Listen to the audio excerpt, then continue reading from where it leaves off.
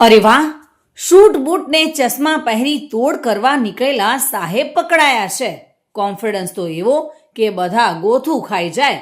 સુરતમાં special 26 film જેવો કિસ્સો સામે આવ્યો છે, જેમાં સૂટ બૂટ અને ચશ્મા પહેરી નકલી આઈટી ઓફિસર બનીને તોડ કરવા નીકળેલો શખ્સ આખરે ઝડપાઈ ગયો છે.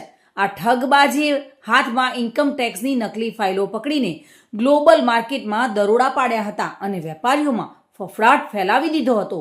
સુરત વરાછાના જાણે અક્ષય કુમારની સ્પેશિયલ 26 ફિલ્મનું શૂટિંગ ચાલતું હોય તેવા દ્રશ્યો સર્જાયા હતા.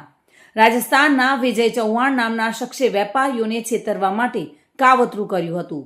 તે ગ્લોબલ માર્કેટમાં જ્યારે પ્રવેશ્યો ત્યારે તેનો દેખાવ જોઈને કોઈને પણ શંકા જાય તેવો દેખાવ હતો. આંખ પર બ્રાન્ડેડ એવિએટર ગોગલ્સ, ગળામાં વ્યવસ્થિત ટાઈ, ઇસ્ત્રી ટાઈટ કોટ અને હાથમાં ઇન્કમ ટેક્સની ફાઇલો પકડીને તેણે એવી એન્ટ્રી પાડી કે જાણે સાચું જ ક્લાસ 1 ઓફિસર દરોડો પાડવા આવ્યો હોય.